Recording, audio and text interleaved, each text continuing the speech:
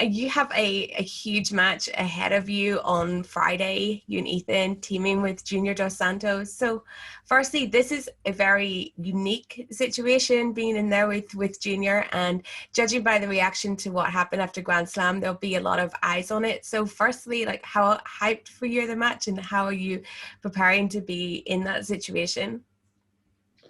Well, first, I'm incredibly happy to be in this situation. It's a huge match.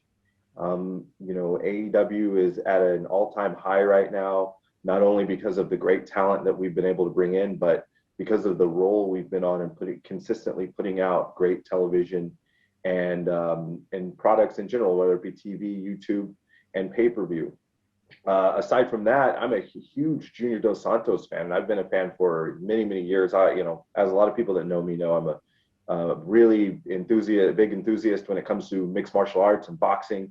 And I've been a fan of the UFC for a long time. And he's had some legendary fights, and he's a legendary fighter. And to have a guy like that on your side, it gives you a lot of confidence going into a big match. So I think I chose the right side, needless to say. That moment at Grand Slam when America's Top Team came out and Jorge Masvidal, like, that was everywhere afterwards. What did you think about the reaction to that, and did you think that it would create such a buzz when it happened? I knew it was going to create a lot of buzz. I mean, just having people like Jorge Masvidal, Paige Van Zant, those are two names right there. They are huge names. They have a big following themselves. Then you add in Andrei Arlovsky, another legend, Junior dos Santos, and then the young blood MMA fighters like Austin and Dalton. You're going to bring a different audience. You're going to get some eyes that may not be paying attention before that. And so, it was a great moment to be a part of. And you throw in Dan Lambert, who is a guy who is great at lighting a fuse and throwing gasoline on it. And then, of course, Ethan Page and Scorpio Sky, the two best dressed guys in the wrestling business. And you've got yourself the perfect formula for a television moment. Just because you mentioned her there, before we get into the people in the match, but Paige Van Zandt really stands out every time you guys are on TV from being with her the past couple of weeks. What do you think? Do you expect her to cross over into wrestling? Because she seems very enthusiastic, and that she would at least be a great character to have. She was great, and I've been a fan of her as well for a number of years. She's an incredible fighter. She's the person that goes in there, and every single time she goes to war, and she's been doing bare knuckle boxing on top of that. So she's a badass.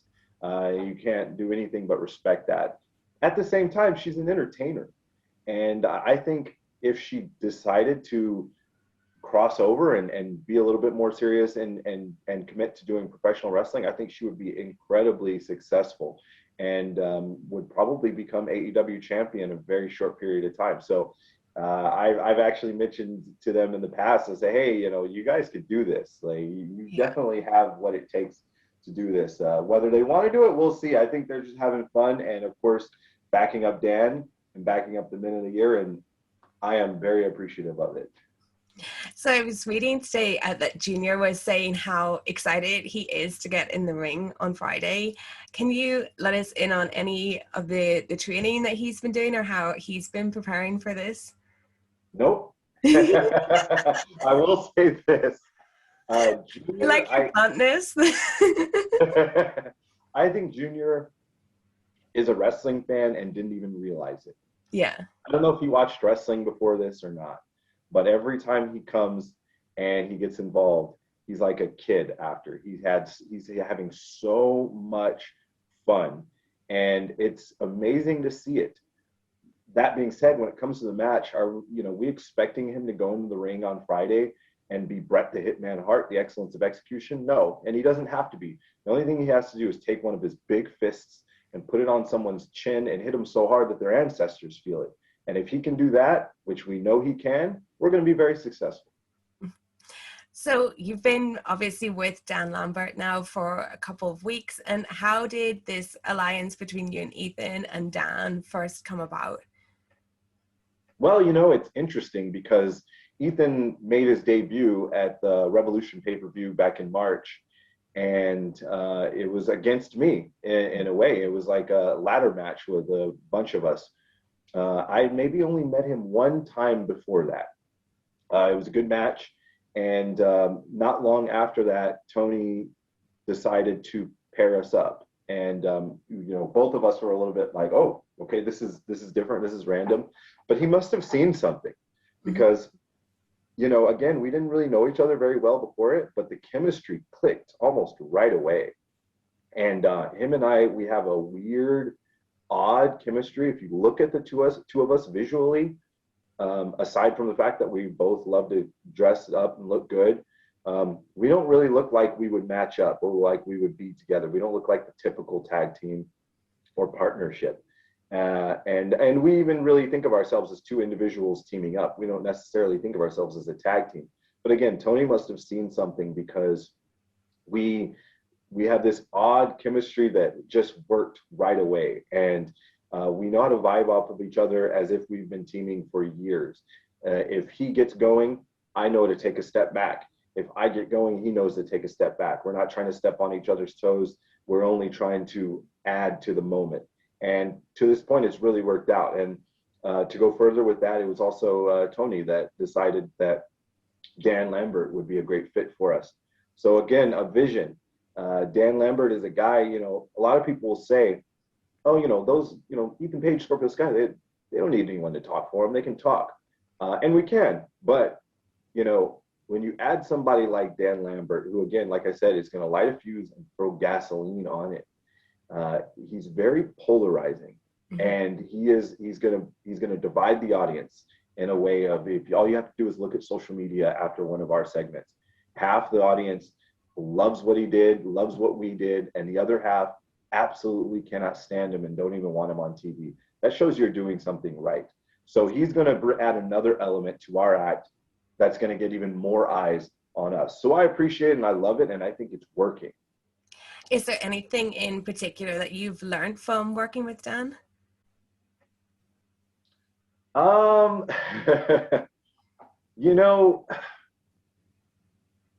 don't know if there's any particular thing that I've learned, but I love the way he just doesn't give an F about anything.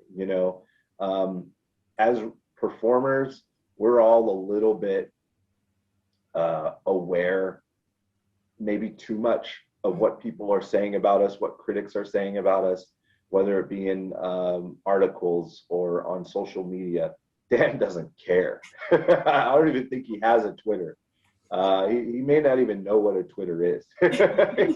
he goes out, he says what he wants to say, and could not care less about what people think about it. And that is something that all of us as performers need to take into account, because we're all a little bit too sensitive. We all, we're told, obviously we do all have thin or thick skin, but it's hard to have, a lot of critics saying things about you, and it does eventually get to you. But that's one thing I would take from Dan is just that not giving up. And I have a little bit of that in me already, so he's helping me make it even stronger. So how did you and Ethan decide to call yourselves the Men of the Year? Everything with Ethan and I just happened. Yeah. At one point, there really was no direction. At one point, it was just put a camera on us. Okay, let's go. Let's run it. Let's just see what happens. The snap where the lights go out was just something that we came up with. The Men of the Year, something else. It was just like, yeah, this kind of fits. We should both kind of feel like we're the Men of the Year. So, hey, how about I vote you as the Man of the Year? You vote me as the Man of the Year. And guess what? Now we're the Men of the Year every year. So that's kind of how that came about. Everything just organically opens up. And that's what I love about working with Ethan, because nothing is difficult. Everything just happens, and it's so easy and so much fun. And, to our credit, it's working. You can see it very early on, people got on board with us. And we've had some very high profile matches with Chris Jericho, Sting, and we're going to keep having them. Well, one thing that really stands out is you're both so well dressed. So where does the style inspiration come from? And do you guys discuss what you're going to wear together before you come out? You know, it's funny. I've always dressed, I always dressed up backstage when we got on tour. It was always like a nice outfit. Every single pay-per-view, I would buy a new suit. But this was just for backstage. It wasn't to be on television. This was just because it's what I like to do. I've always liked to dress up. And then during the pandemic, when we were in Jacksonville every week, I got a little bit lazy because of the humidity, and it was gross. So I kind of settled back into what Ethan and I call our comfies, which is, you know, like track pants and a t-shirt, similar to what I am doing right now. So when Ethan and I started dressing up or started teaming, I noticed that he dressed up as well. And I was like, man, you know, this kind of inspires me to get back to what I used to like to do and dress up. So I started doing it as well. The funny thing about it is we never discuss what we're going to wear with each other. He just brings something, I bring something, and organically it's like, hey, this matches. Hey, the color of my shirt matches the flowers in your shirt. Like, it's weird how it always happens. We always seem to match up in some way. Like, there's never really a time where like I'm wearing this like totally summer spring outfit and he's got this nice winter outfit where it's just like, oh, okay, that they clearly didn't discuss it. It's people are always like, hey, did you guys talk about this? We're like, no, we didn't. It just happened, which is great. So you yourself have competed in mixed martial arts, and you did that when you were already wrestling. So firstly, what made you want to go into MMA when you were already wrestling? I've always wanted to do mixed martial arts. Even from the time I was a young kid, I took like karate as a kid, as many people did, because karate was the coolest thing in the world when you were a kid. Yeah. And then once I got a little bit older, just on the side, I started training mixed martial arts while doing pro wrestling. And I'm a really hyper competitive person. So it only took me a couple of classes to say, yeah, I want to fight one day. Like, I want to do this, you know, especially after I sparred for the first time and like you hit somebody, you get hit, you're like, oh yeah, this is good. I could do this. And so it was something I really wanted to do. And less than a year after I started training, I took a fight. It was they call him a smoker. It was definitely like a fight club event. I had no idea who I was fighting. The cage was, no bigger than a bedroom. And all I had to do was just make weight. And then it was like, show up. And then there's like a matchmaker that looks around. He's like, all right, you and you fight. And it's like, okay, let's go in there and let's do it. I had a blast doing it. And I ended up having 4 MMA fights.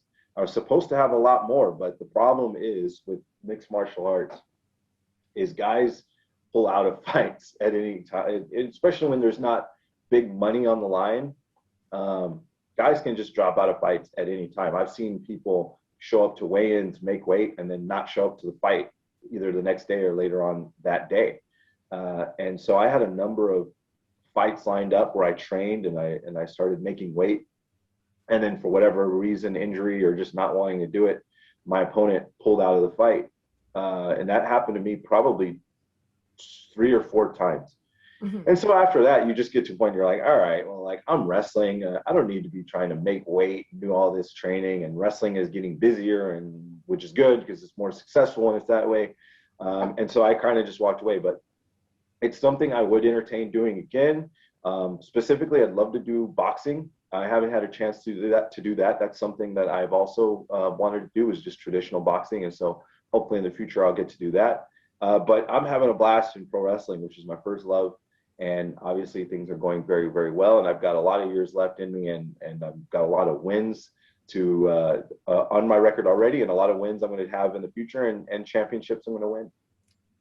So you and Ethan also feuded with Darby and Sting. And like, firstly, going into that feud, what was that like for you? Because Ethan and Darby had so much history together. So for you, how was it like finding your place within what they had going on? Well, the cool thing was that Darby had Sting with him. Mm-hmm. And so, it actually started with me and Darby. It all came from I won the Face of the Revolution ladder match, which gave me a title shot against Darby Allin, which unfortunately he won.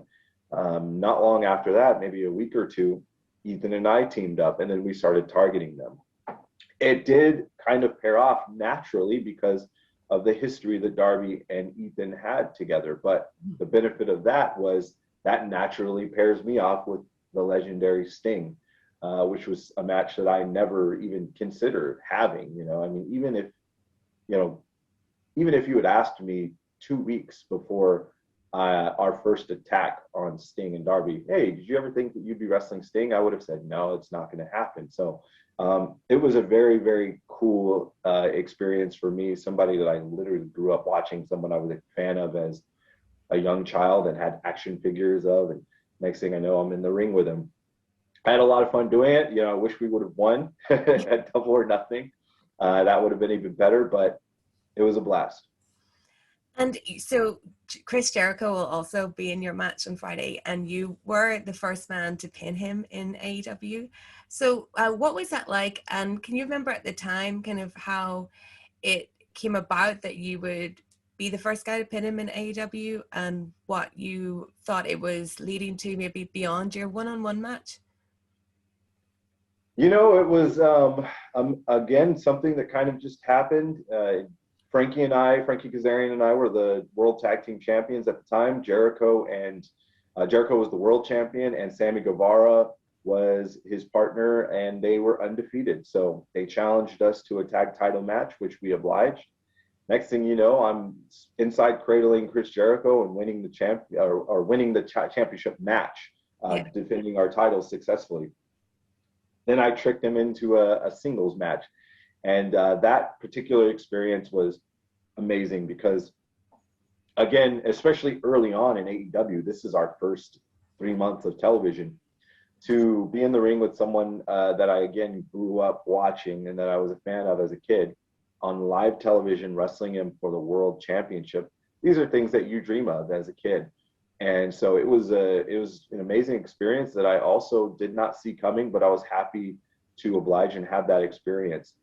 That being said, I've got a lot of time ahead of me as far as wrestling for world championships on television. That was the first time, but it's going to be far from the last time.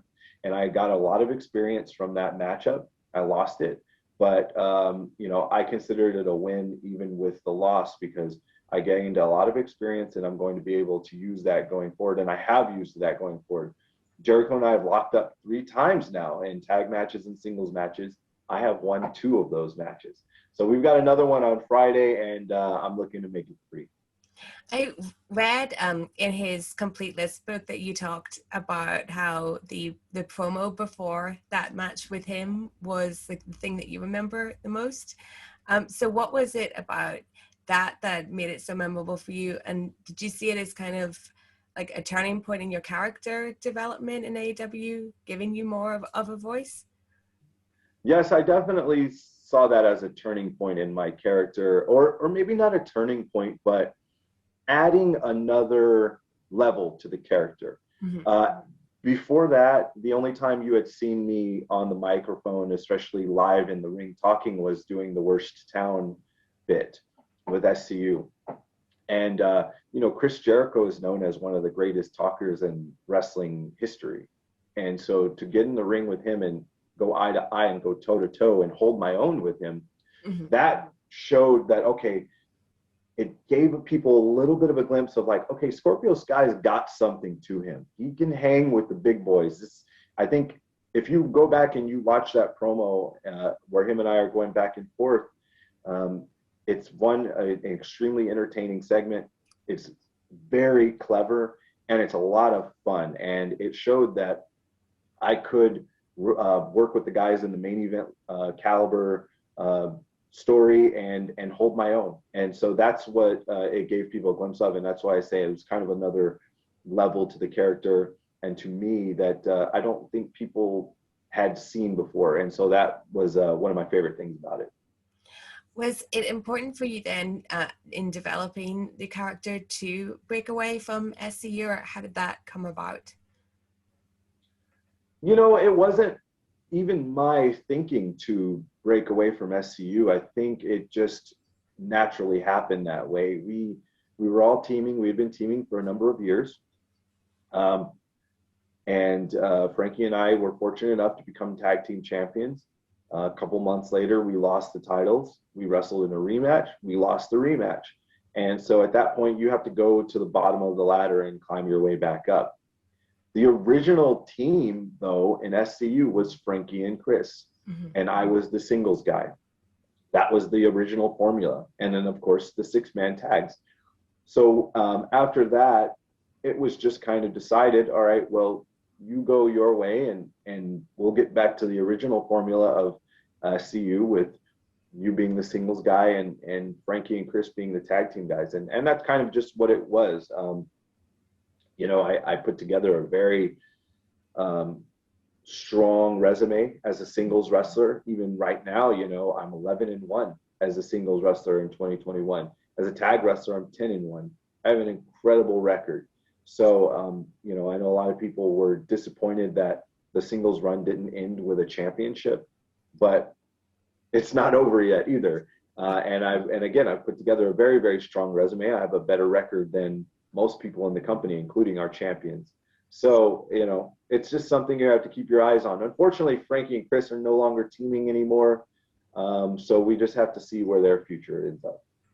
What would you say to someone is the biggest difference between the Scorpio Sky we saw in SCU and the Scorpio Sky in Men of the Year? Oh, God. I believe it's night and day. I mean, it's seasoning, the Scorpio Sky in SCU, that was in the beginning of AEW. It was our first year. We had just started doing television.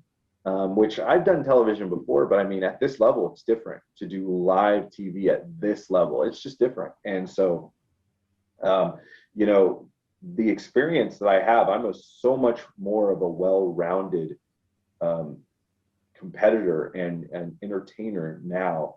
And not only that, but getting out there and hitting your times, not only in matches, but in your promos. And that's something that I didn't have to do back in the SCU days, because we'd go out, we'd do our bit, and then we'd move on.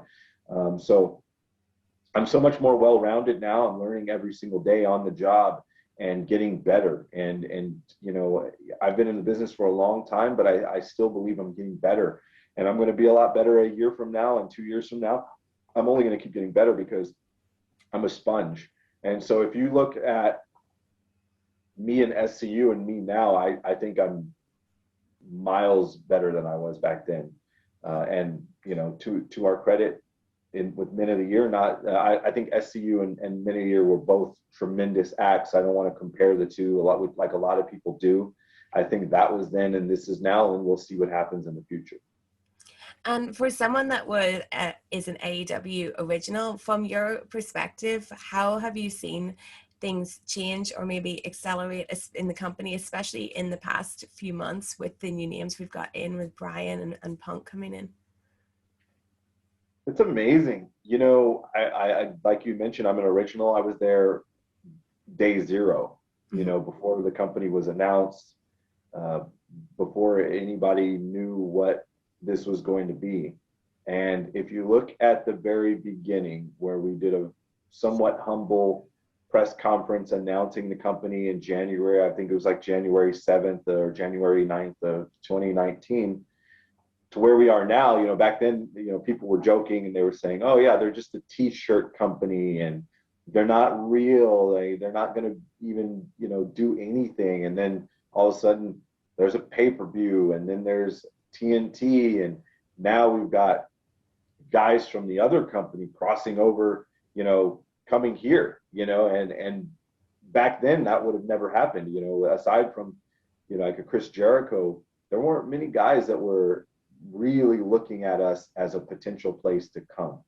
And now you've got that's changed. You've got guys from over there that are kind of looking over here and saying, oh, the grass looks pretty green over there, and to their credit, they've got friends over here that are saying, oh yeah, the grass is hella green. And so just that alone is a huge leap. And to go to Arthur Ashe Stadium and fill that building up and to do the numbers that we're doing at only, gosh, 2 years into doing television, it's amazing. And who's done this? And we'll see what happens as far as the next year, 2 years, 3 years. I mean, where is this company going to be when we're 5 years in? There's no ceiling. So we're just going to have to see and have fun and enjoy the ride. For you, having been in other companies, what was the most important thing when making the decision? Like, what gave you faith in AEW? Was it Tony and other people in management? Was it the other wrestlers that had decided to join? What was most important for you? Well, when I joined, there weren't very many other wrestlers. Yeah. You know, there was me, Frankie, Chris, Cody, Hangman, and the Young Bucks, and that's basically it at the time that I joined. So what really gave me a lot of confidence to make this decision was, one, the Young Bucks, who are two of my best friends, and you know, when you have guys like that legitimately change the business, then yeah, I'll fight with you. I'll stand next to you and we'll go to war. I'll jump right on the front line with you because I trust you and I've seen what you've done, and so I will follow that. And then aside from them was Tony Khan. I got a chance to meet Tony a couple of times, and he's a very honest person. For one, when you talk to him for 2 or 3 minutes and you realize how much he loves the wrestling business. And so, you know, we were able to connect on that level. And then aside from that, he's a really honest, great guy. You know, he's very charismatic. He's very fun to be around, and he's got a vision, you know, and then if you talk to him again, like, you see his vision. And so I knew after the very first time I met him, I said, this is not only real, it's not only going to happen, but it's going to work. And best decision I've ever made in my entire career. So look at where we are now. I'm so happy I did make that decision, and I just made the decision to sign on for another 5 years. So I'm going to be with AEW for at least 5 more years, and beyond that, hopefully. That's amazing. 5 more years. Wow, that's awesome. Oh, finally, with the new guys that we've got in, Bryan Danielson, CM Punk, even Malachi Black, just thinking about your own experience with MMA, these guys sound like people that you particularly could have a really good match with and really good feuds with, given like their backgrounds. So kind of who are some of the AEW current dream matches that you kind of think most about right now? I'm also struggling with the Bryan Danielson. I know. You know, I knew him for years as Bryan Danielson, and then for a couple of years I knew him as Daniel Bryan, and now I'm like, I don't know, Bryan, like it's tough. You know what's funny is you wait so long for someone to get back to using that name, and then you can't get your head around calling them it. It's so difficult. It's really hard, but we'll get used to it. I like to just call him Bryan. Yeah, that works. That works. But you know what's funny is Malachi Black, and I've kind of forgotten this, but him and I were kind of buddies 15 years ago. Mm-hmm. You know, I was hanging out in Amsterdam, and got to know him pretty well. We were just kind of hanging, and he reminded me of that when he came to AEW. I was like, oh my gosh, like, I totally forgot about that.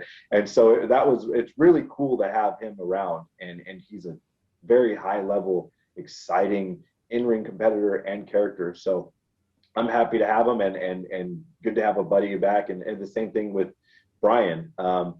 He's a guy that, you know, I knew him from the Indies. We did PWG together.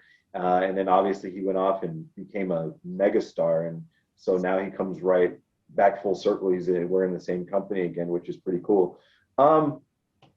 Honestly, I don't really have dream matches though. You know, I think there are so many fantastic talents in AEW that whoever I get paired with, I'm going to try to make it as great of a match as possible. I'm not really somebody that just has like, oh God, I'd love to get in the ring with this person. Yeah, I mean, I'd love to get in the ring with anybody. I mean, the whole roster is stacked and talented, and so I kind of leave the dream matches for the fans, and let them pick and have fun with that. I'll show up, and whoever is standing across the ring from me, that's what my focus is.